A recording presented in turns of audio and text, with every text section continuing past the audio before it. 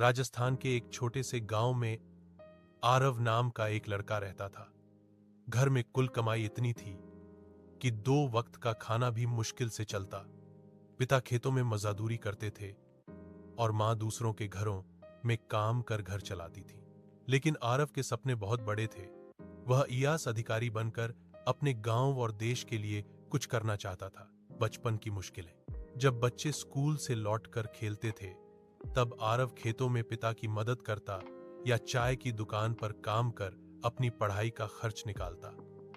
कई बार उसे शाम तक भूखा भी रहना पड़ता, लेकिन वह एक बात अक्सर कहता, गरीबी मेरी पढ़ाई रोक सकती है, मेरे सपने नहीं। पुरानी किताबें और स्ट्रीट लाइट। उसके पास किताबें खरीदने के पैसे नहीं थे। वह सीनियर छात्रों से पुरानी किताबें लेकर पढ़ाई करता। घर में बिजली अक्सर रहती नहीं थी, इसलिए वह रात को गांव की सड़क की लाइट के नीचे बैठकर पढ़ाई करता था।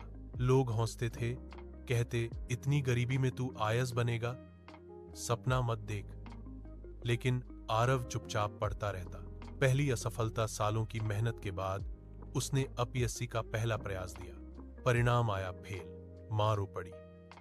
पिता का चेहरा उतर गया, लेकिन आरव ने हार नहीं मानी। उसने कहा, हार का मतलब खत्म होना नहीं होता, एक नई शुरुआत होता है।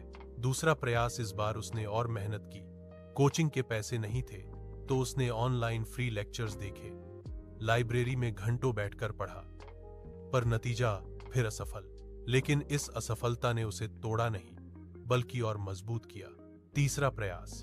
किस्मत और मेहनत का संगम। सालों की तपस्या के बाद तीसरे प्रयास में उसके इंटरव्यू की बारी आई। इंटरव्यू में उससे पूछा गया, तुम्हारी सबसे बड़ी ताकत क्या है? आरव मुस्कुराकर बोला, कभी हार ना।